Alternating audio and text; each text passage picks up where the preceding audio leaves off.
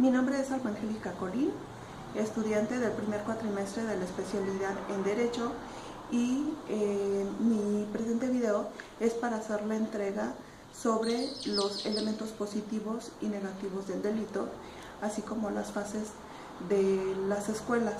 Voy a empezar con lo de las escuelas. Para esto ya nos vamos a la computadora. Me voy a basar en una presentación que hice. ¿Sí? Las fases de la evolución. La doctrina evoluciona, se produce conforme a los pensamientos filosóficos de las épocas. Se trata de la evolución de ideas y del propio contenido de sus elementos. Vamos a hablar de las etapas, que son 3 escuelas: la clásica, neoclásica y la finalista.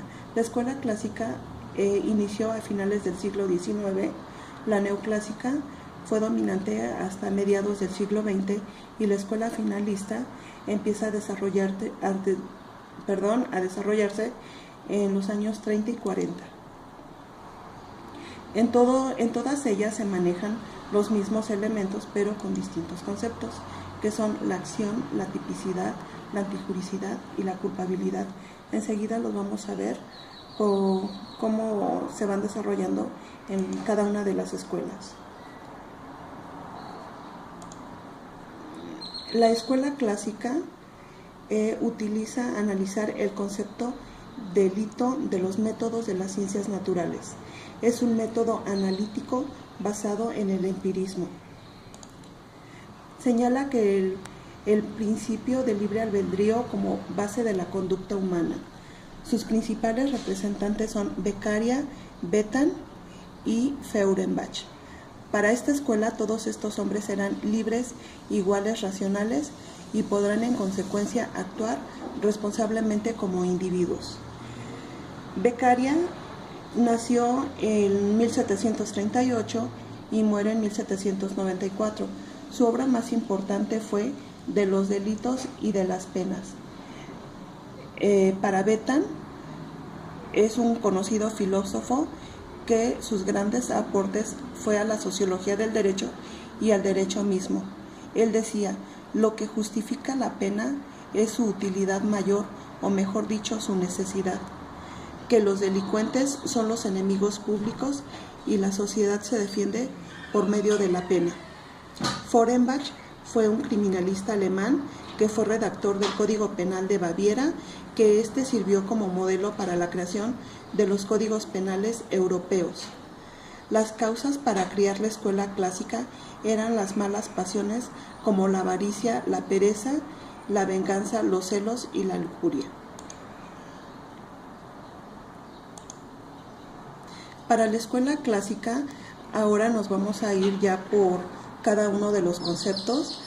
La acción es el impulso de la voluntad que genera un movimiento corporal, y este movimiento se genera al exterior de una manera perceptible por los sentidos, provocando un resultado.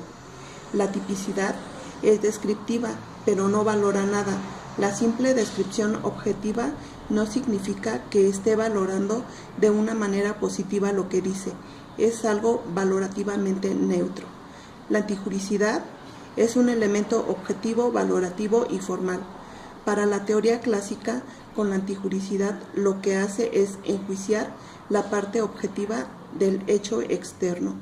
La antijuricidad significa en estas conductas típicas que han quebrantado la norma. La culpabilidad consiste en la comprobación de un nexo entre un resultado y la mente del autor. No valora nada.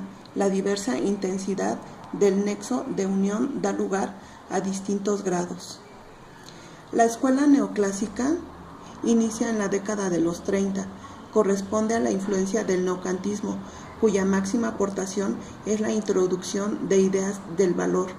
La corriente neocantista abandona el enfoque naturalista del positivismo y presta una especial atención a la normativa, a lo que es una valoración, porque piensan que no es especial atención a lo normativo, a lo que es una valoración, porque piensan que no es posible estudiar el delito con el método de las ciencias naturales.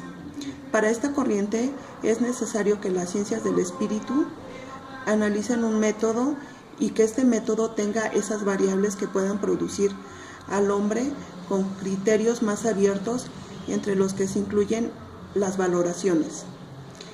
De sus fundadores podemos mencionar a Mesger, que fue un teórico penal y criminal alemán.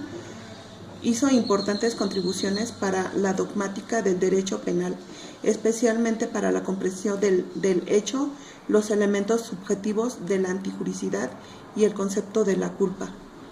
También está Radbruch, que fue un jurista alemán, ministro de Justicia y profesor universitario especializado en la filosofía del derecho. Para esta escuela, los conceptos de acción sigue siendo un elemento esencial, pero aquí se entra a considerar que este concepto de movimiento voluntario no es suficiente, porque no sirve para explicar el no hacer. La tipicidad, ya se admite que dentro de la tipicidad existen unos elementos que son normativos. Además, admiten los autores de esta etapa que es el indicio de la antijuricidad. En el momento de una acción es típica, el legislador ya está elaborando la antijuricidad. Antijuricidad es una categoría predominante objetiva, ya que reúne en el cargo de la valoración que hace el legislador ese carácter objetivo, porque la valoración es sobre un hecho. En esta época, además, tiene un contenido material, ya no es mera infracción de la norma. La culpabilidad se produce un abandono de la concepción psicológica. El concepto normativo es lo que utilizan estos autores.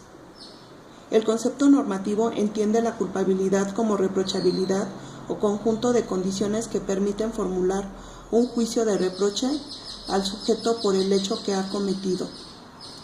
Nos pasamos a la escuela finalista, que esta surge de la concepción de los elementos que maneja la corriente causalista. Claro que esta con enfoques completamente distintos. La teoría finalista de la acción surgió para superar la teoría causal de la acción, dominante en la ciencia demandada penal desde principios del siglo. Aquí el que vemos como padre de esta escuela es Wessel, que dio origen a la teoría de esta acción, que plantea la sistematización jurídico-penal diferente a la que ya conocía como teoría causalista. Él también acepta que el delito parte de la acción, que es una conducta voluntaria, pero esta misma tiene una finalidad, es decir, persigue un fin. De ahí nos vamos para los conceptos. Aquí la acción es el elemento decisivo donde se produce el cambio más notable. Se considera que los causalistas dan más importancia a la producción del resultado. La tipicidad aparece en la teoría del error del tipo, o sea, cuando se obra con desconocimiento o error sobre la existencia de los elementos objetivos del tipo injusto, incluyen el dolo. La antijuricidad se entiende como la contradicción entre la conducta desplegada por el agente y el ordenamiento jurídico, sin que tal conducta esté amparada en alguna causa de justificación. Es un hecho de desvalor sobre una conducta típica. La culpabilidad aquí queda como la imputabilidad del conocimiento de la antijuricidad. La culpabilidad es igual al reprochamiento, se le puede reprochar al sujeto. Y con esto doy fin a la presentación sobre las fases de la teoría penalista. Gracias.